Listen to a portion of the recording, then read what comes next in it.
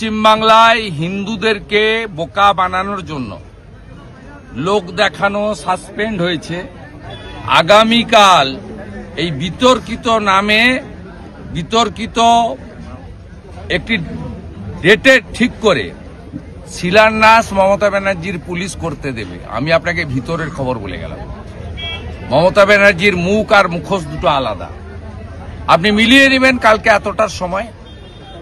এবং আমরা যারা রাম ভক্ত, আমাদের আগামীকাল 6ই ডিসেম্বর শৌর্য দিবস।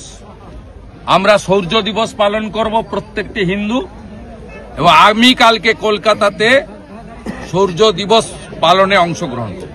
যারা ইসলাম মানেন তারা মসজিদ বানাবেন, হিন্দুরা মন্দির বানাবে, খ্রিস্ট ধর্ম যারা মানেন তারা গির্জা চার্চ বানাবেন, শিখ যারা তারা গুরুদ্বারা বানাবেন, এতে আপত্তি নেই। কিন্তু নামকরণে আপত্তি আছে।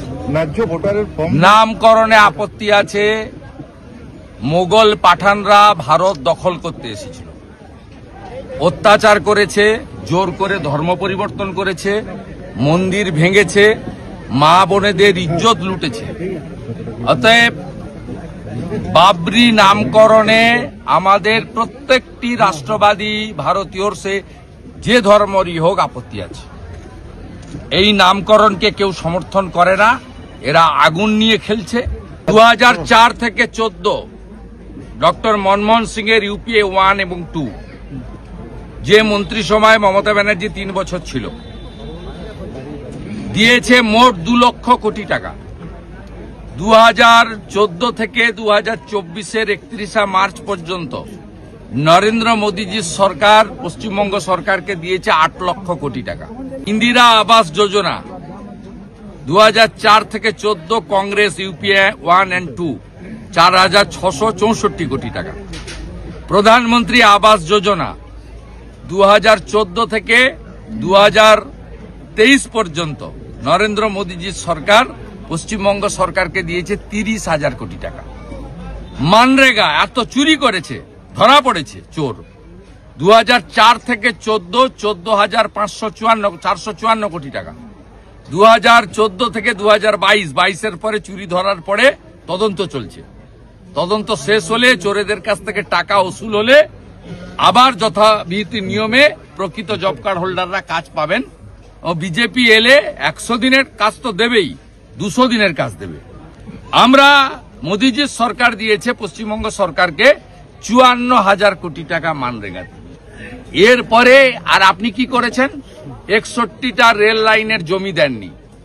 আলিপুর দুয়ারে পরিবর্তন সংকল্প সভায় নরেন্দ্র মোদী বলেছেন জমি দিন 91,000 কোটি টাকা আমার কাছে আছে, আমি 61টা নতুন rail line, double line, broad gauge line করতে চাই পশ্চিমবঙ্গে। কি করেছেন আপনি? মালদা, বালুরঘাট, পুরুলিয়া, কুচবিহার এয়ারপোর্ট কমপ্লিট করার জন্য প্রয়োজনীয় জমি, এখানে ঝররা এই জমি কমপ্লিট করেননি। আপনি কি করেছেন? পশ্চিম মেদিনীপুরের কলাইকুণ্ডায় 37 একর জমি দরকার এয়ারপোর্ট চালুর জন্য, আর্মি এনওসি দিয়েছে, দেননি। হাসিমারাতে 25 একর জমি দিয়ে দরকার, দেননি। আপনি সিপোর্ট বানানোর জন্য ডিপ সিপোর্ট কুলপিতে জমি চেয়েছিল সাগরে, আপনি জমি দেননি। আপনি ভারত সরকারের আয়ুষ্মান ভারত চালু করেননি, পাশে ঝাড়খণ্ড চলছে, ওটা বিজেপি সরকার, এনডিএ সরকার নয়। আয়ুষ্মান ভারত চালু করতে দেননি। আপনি ওবিসি এবং এসসিরা যারা হাতের কাজ করে, কামার কুমার, লোহার, কুম্ভকার, স্বর্ণকার, মালাকার, যারা হাতের কাজ করে, এখানে পুরুলিয়াতে অনেক শালপাতার কাজ করে, কেন্দু গাছের পাতা থেকে কাজ হয়, বেতের কাজ হয়, অনেক অনেক হাতের কুটির শিল্প করে। বিশ্বকর্মা যোজনা গোটা ভারতবর্ষে চালু হয়েছে, 8 লক্ষ পিটিশন পড়ে আছে ডিএম এর কাছে, আপনি চালু করতে দেননি কেন? উত্তরগুলো আপনাদের দিতে হবে, উত্তর দিতে হবে। উজালা 3 কেন চালু করতে দেননি? 400 টাকা কম দামের গ্যাস, মোট 11 কোটি লোক পায় ভারতবর্ষে, তার মধ্যে 1,29 লক্ষ পশ্চিমবঙ্গের মেয়েরা পায়। উজালা 1, 2 দিয়েছিলেন। উজালা 3 যখন নরেন্দ্র মোদীজি আরো 25 লাখ মেয়েকে দিতে চায়, তখন গ্রাহক বিতরণ কেন্দ্রে পিটিশন পড়ে আছে, আপনি ডিএমদের বলে দিয়েছেন রেকমেন্ড করতে না। তাই এসব কথা লোক জানে এপ্রিলে নির্বাচন, 26-এর নির্বাচন, মমতার হবে বিসর্জন, কিচ্ছু করতে পারবে না। পুরুলিয়ার কোন গ্রামে যুবকরা নেই, তারা উড়িষ্যা, বিহার, ঝাড়খণ্ড চলে গেছে।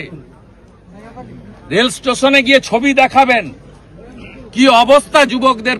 এই পুরুলিয়া জেলার কোন গ্রামে যুবক নেই, সব চলে গেছে 8-10 হাজার টাকার জন্য বাইরের রাজ্যে। পুরুলিয়াতে গ্রামে গ্রামে জল নেই কেন? পাহাড় বেচে দিয়েছেন। আগে তো বালি আর কয়লা তো গেছেই, পাহাড়গুলোও বেচে দিয়েছে।